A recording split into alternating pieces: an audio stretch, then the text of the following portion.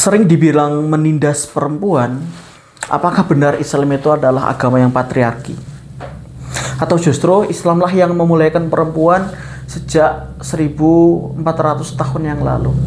Sepenuhnya akan kita bahas bareng-bareng di Arpupu Al-Barbashi.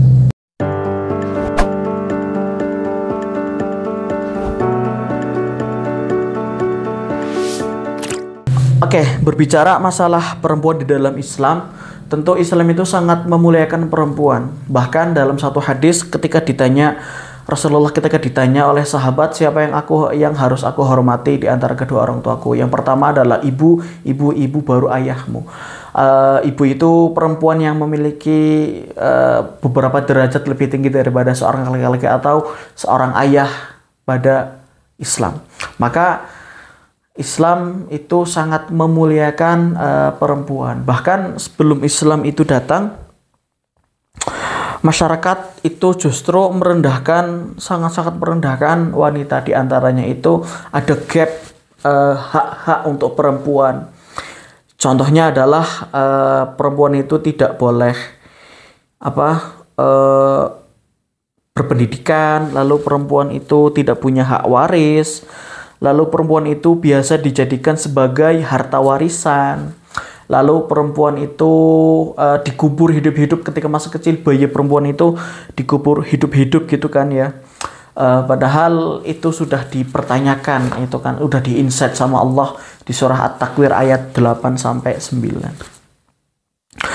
Lalu bagaimana Islam menanggapi hal tersebut? Tentu ketika berbicara dan disamakan antara laki-laki dan perempuan secara hak dan kewajiban, maka Islam itu menyamakan keduanya, tidak merendahkan satu sama lain. Bahkan justru Islam itu cenderung meninggikan derajatnya perempuan. Bahkan perempuan itu, kata ulama, bisa dengan mudah masuk surga dan bisa dengan mudah pula masuk neraka. Berbeda dengan laki-laki. Kalau laki-laki itu dengan mudah masuk neraka dan susah masuk surga, seperti itu. Saking ditinggikannya dan dimuliakannya seorang perempuan di dalam Islam, seperti itu. Ketika perempuan itu mengerjakan rules-nya sebagai hamba Allah, tidak melakukan hal yang berlebihan, dalam artian hal berlebihan dalam beragama, dia hanya mengerjakan ibadah-ibadah yang dasar-dasarnya saja, maka bisa dipastikan perempuan tersebut akan masuk ke surga dengan mudah. Bahkan ketika dia hamil dan ketika dia meninggal pun akan terhitung syahid oleh Allah, karena memang Islam itu sangat memuliakan perempuan, seperti itu. Lalu kenapa budaya patriarki itu bisa muncul di masyarakat? Nggak lain dan nggak bukan adalah budaya lokal dan temporal masyarakat pada saat itu. Teman-teman mungkin ada istilah yang namanya kawin paksa, lalu dilarang sekolah, dilarang berpendidikan untuk perempuan, bahwa perempuan itu harus nurut sama suami, perempuan itu harus itu betul, tapi dalam hal ini adalah tentang kesetaraan, patriarki, seperti itu. Yang selanjutnya itu adalah interpretasi yang salah terhadap ayat dan hadis. Yaitu tadi, teman-teman. Terus taraf berpikir manusia atau masyarakat di zaman itu rendah. Maka ini yang menjadikan perempuan itu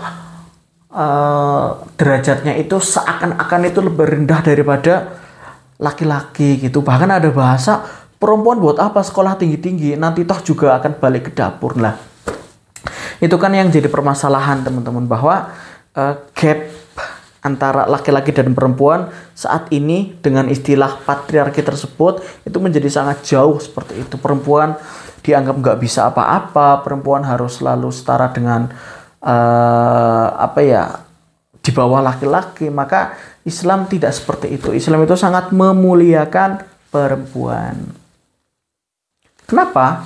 Karena banyak tokoh-tokoh perempuan di dalam Islam yang menjadi pengaruh-pengaruh dunia, yang menjadi tokoh-tokoh besar di dalam Islam. Contohnya adalah Ibunda Khadijah yang menjadi seorang pebisnis yang sukses. Lalu kita tahu ada Ibunda Aisyah yang beliau menjadi salah satu periwayat hadis paling banyak, 2230-an sekian hadis yang telah diriwayatkan oleh beliau. Lalu dia itu menjadi ulama yang besar gitu kan. Lalu Fatimah yang dijuluki sebagai pemimpin wanita yang ada di surga gitu kan. Lalu ada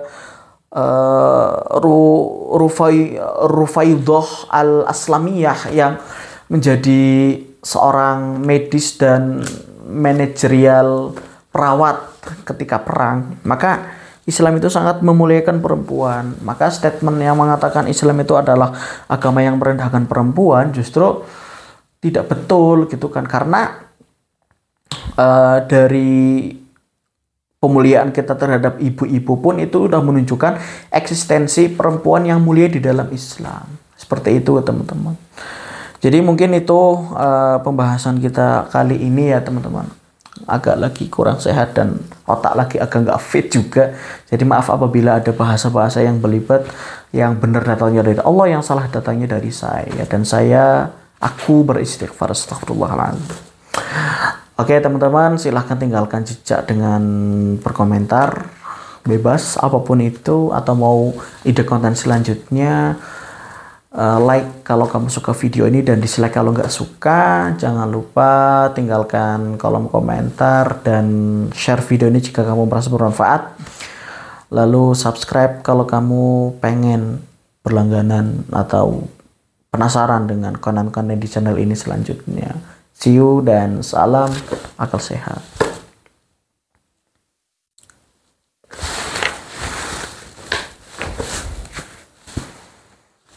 Dua konten bro dalam satu malam, mantap.